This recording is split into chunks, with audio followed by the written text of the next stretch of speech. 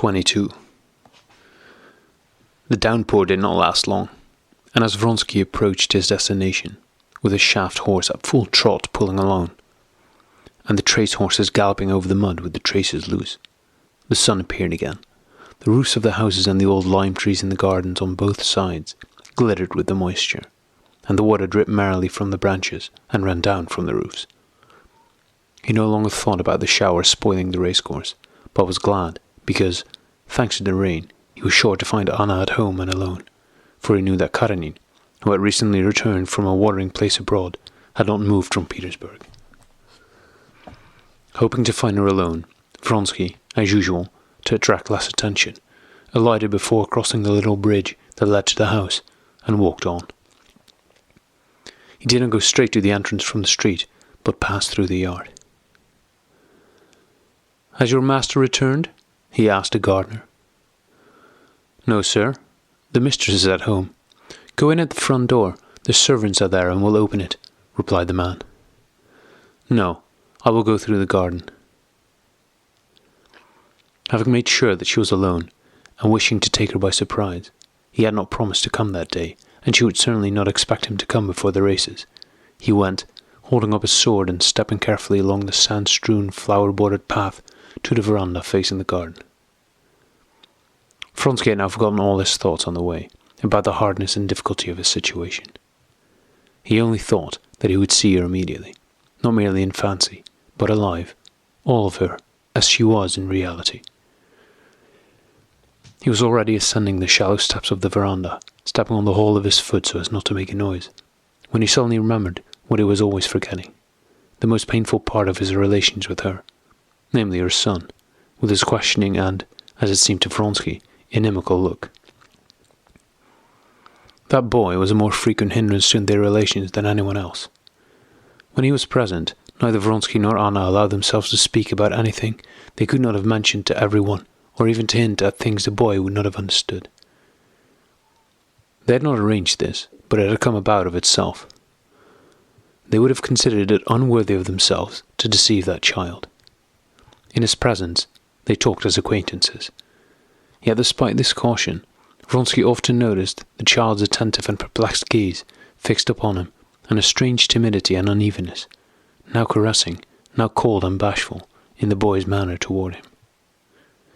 It was as if the child felt that between that man and his mother there was some important relation which he could not understand. And the boy really felt that he could not understand this relation.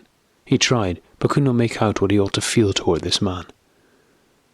With a child's sensitiveness to indications of feeling, he clearly saw that his father, his governess, and his nurse all not only disliked Vronsky, but regarded him with fear and loathing, though they said nothing about him, while his mother regarded him as her best friend. What does it mean? Who is he? How should I love him? If I don't understand, it is my fault.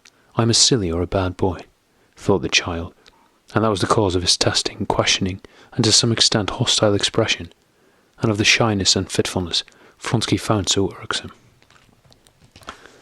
The presence of that child always aroused in Vronsky that strange feeling of unreasoning revulsion, which had of late come to him. It evoked both in Vronsky and in Anna a feeling such as a sailor might have, who saw by the compass that the direction in which he was swiftly sailing diverged widely from the right course, but was quite unable to stop, and felt that every moment was taking him further and further astray, and that to acknowledge to himself that he was diverging from the right direction was tantamount to acknowledging that he was lost.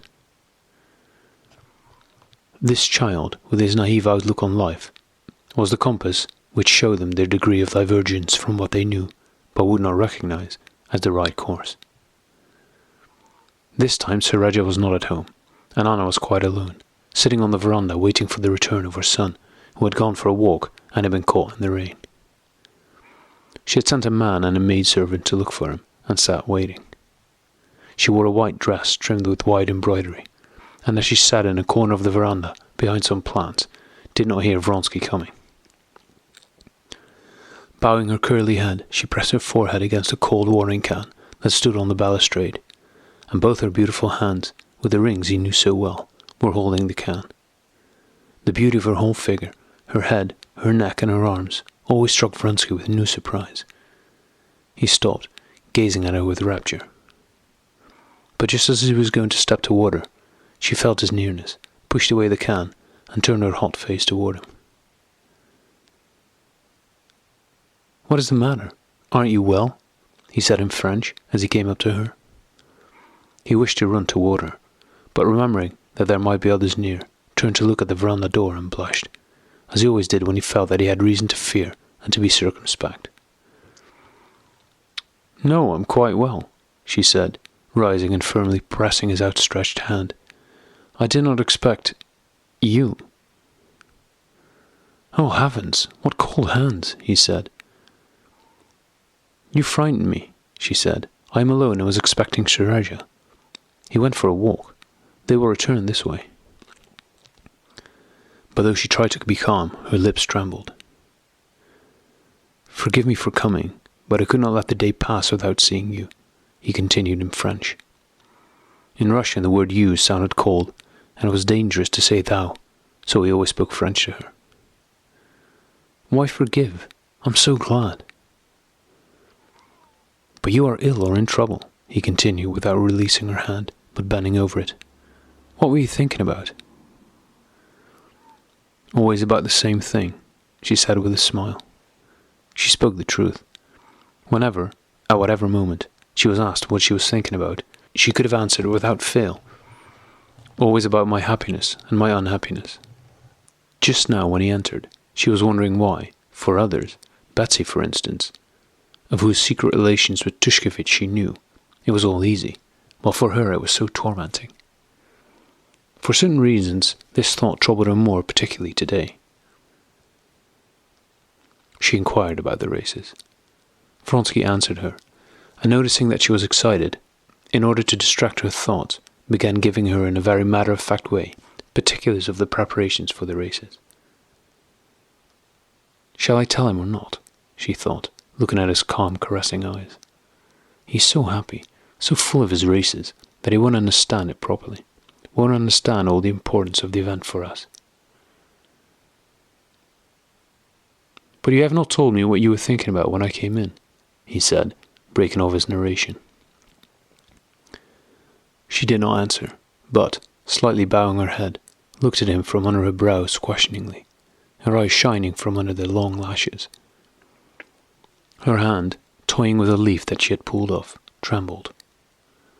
He noticed this, and his face assumed that submissive, slavishly devoted expression that has such an effect on Anna. "I see that something has happened. How can I be a moment at peace knowing that you have some sorrow which I am not sharing? Tell me, for heaven's sake," repeated he entreatingly. "I cannot forgive him if he does not understand all the importance of it. Better not tell him. Why put him to the proof?" she thought, continuing to look at him in the same way, and feeling that her hand with the leaf was trembling more and more. "For heaven's sake," he repeated, taking her hand. "Shall I?" Yes, yes, yes." "I am pregnant," she said softly and slowly. The leaf in her hand shook still more violently, but she did not move her eyes from his face, watching to see how he would take it. He grew pale, tried to say something, but stopped, dropped her hand and bowed his head.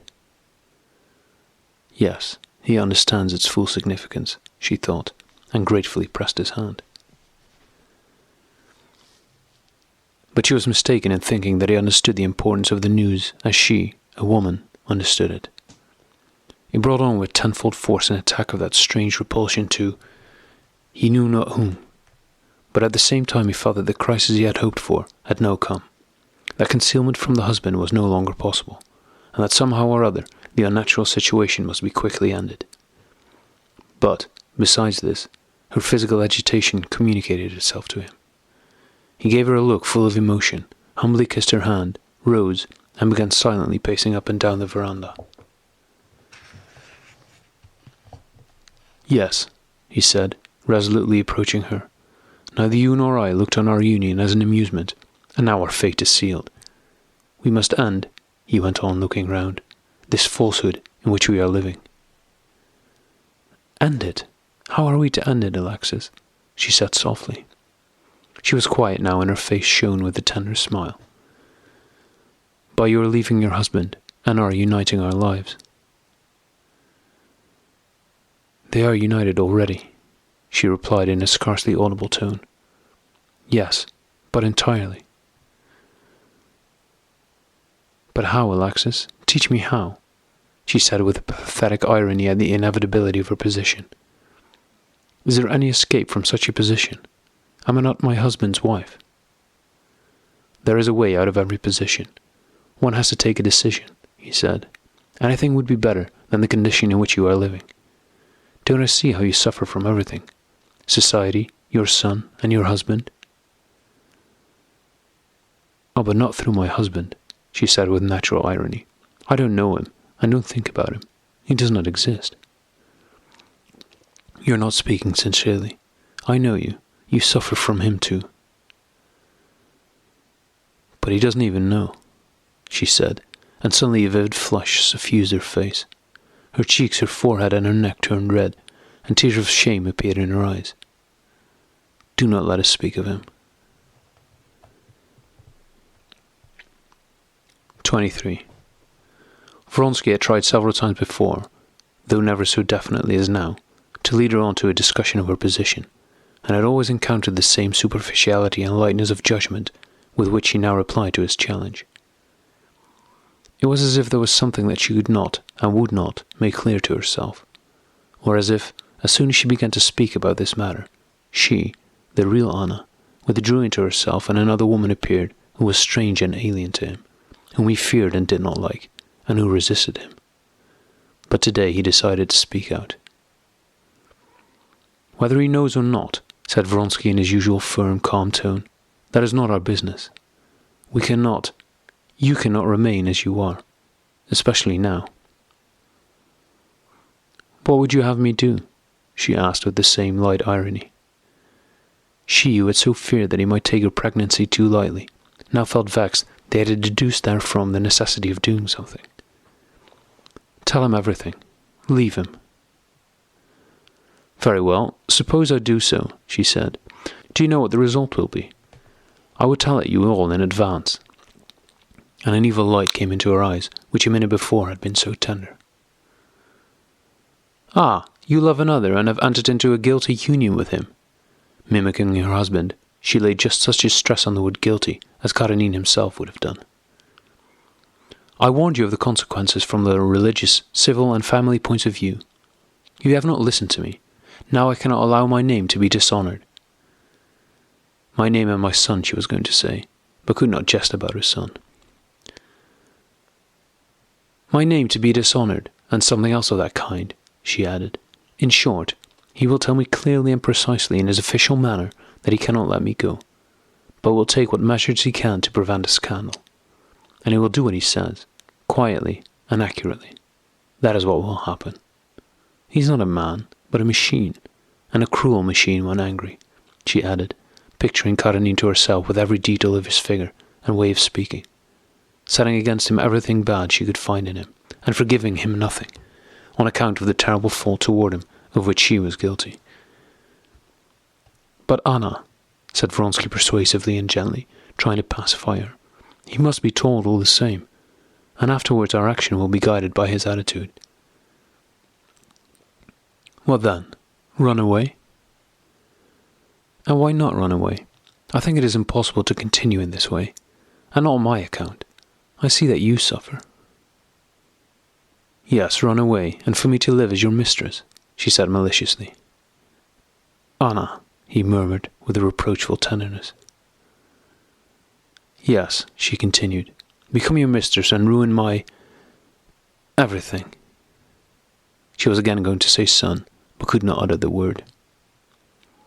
Vronsky could not understand how she, with her strong, honest nature, could endure this state of deception, and not wish to escape from it. But he did not guess that the chief cause lay in the one word son, which she could not bring herself to utter.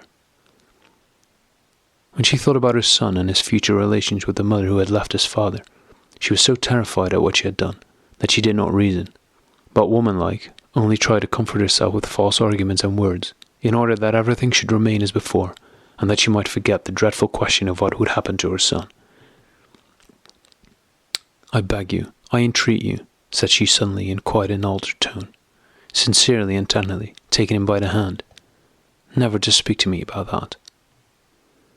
"But Anna—" "Never. Leave it to me. I know all the degradation, all the horror of my position, but it is not so easy to settle the matter as you think.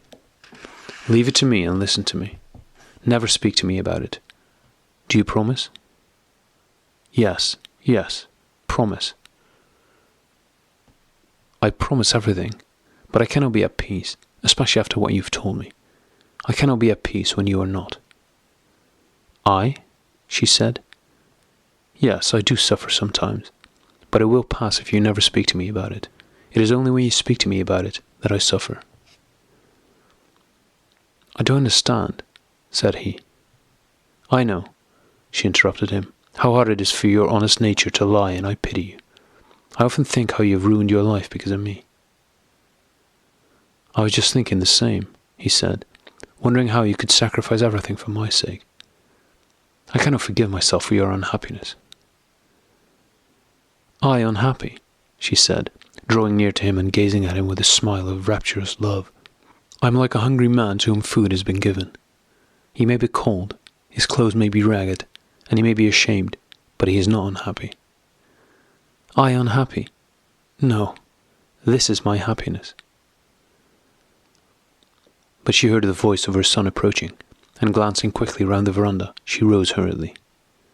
Her eyes kindled with the light Vronsky knew so well, and with a rapid motion she raised her lovely hands, covered with rings, seized his head, gave him a long look, lifted her face with parted smiling lips, quickly kissed his mouth and both eyes, and then pushed him away. She was about to go, but he held her back. "When?" he whispered, gazing rapturously at her. "Tonight at 1, she whispered, and with her quick light step went to meet her son. Sureja had been caught in the rain in the public gardens, and he and his nurse had taken shelter in the pavilion. "Well, au revoir," she said to Vronsky. "It will soon be time to start for the races. Betsy has promised to call for me." Vronsky looked at his watch and hurried away.